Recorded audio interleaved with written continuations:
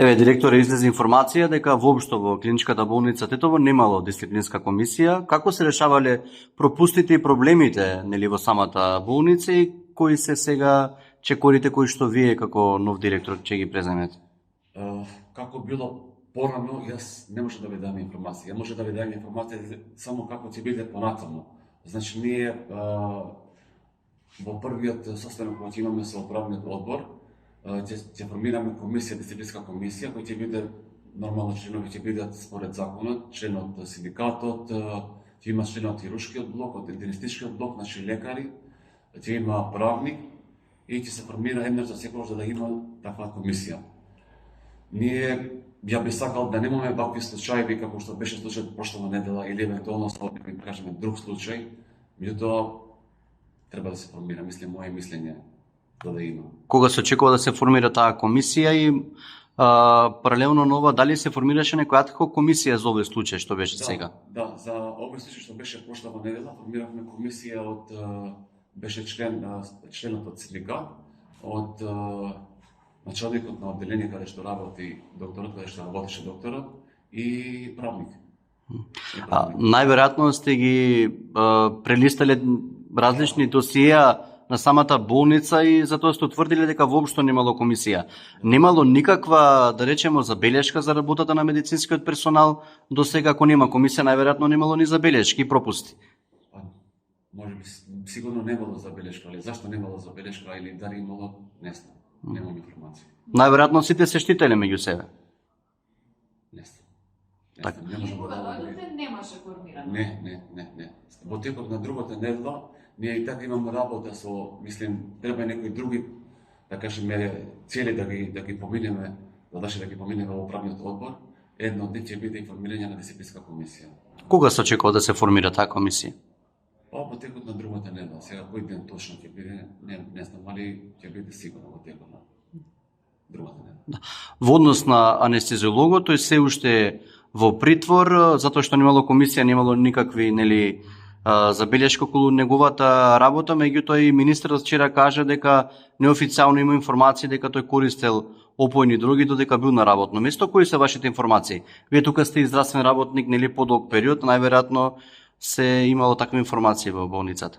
Па ја исто може да потврдим, значи вака да кажеме разговори, муабети може би имало, али званично нешто не. Во неговото досие само стои дека бил на лекување бил болен од туберкулоза и имал лекување една година.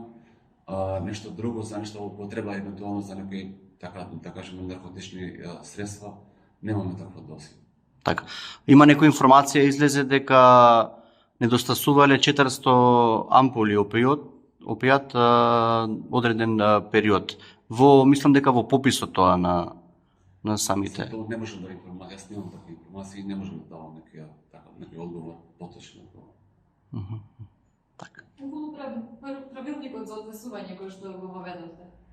Па со тој правилник, значи ќе бидам краток, значи сакам да донесам еден правилник све со цел да не се повторат вакви случаи како што беше случајот од прошлава недела, да се заштити приватноста на пациентите и истовремено, значи со тој правилник, значи да се заштити и угледот на болницава и на самите лекари.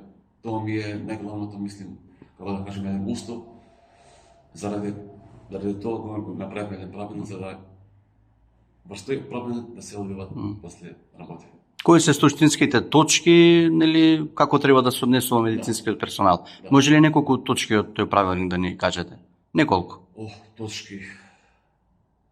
Па има таму неколку точки. Па приватноста на пациентите да не се снима со телефони, евентуално во интервенции, да не се потребуваат ни телефони, ниту камери, да не се даваат така изјави за пациентите од различни болни, од интервенции. Значи да се има еден добра комуникација, значи пациент кој е началник, кој е одговорен за тој пациент. Освен уведување на ред кај вработените, кои ќе бидат вашите приоритети во однос на подобрување на работењето на болницата? подобрување. Значи имаме некои основни проблеми ние во нашата болница и сигурно и вие знаете. Значи некое време не работат лифтовите. Значи мене ми е тој примарна, да кажеме, задача да се работат лифтовите. Значи цело време сме во комуникација со министерството, со министерот. Мислам дека ќе се заврши таа работа многу борго. Колку што имам информации, ќе добиеме нови лифтови, значи не да се иде за репарирање, за одржување нови стари лифтови, дека тие се више со години така изоставени. После отварање на ургентниот центар, тоа ми исто, да кажеме, како една задача. И истовремено со отворање на тој ургентен центар и регулирање на паркингот, значи паркирање на овие коли што доаѓаат, влегуваат и излегуваат од болницата, да се стави на ред. Благодарам.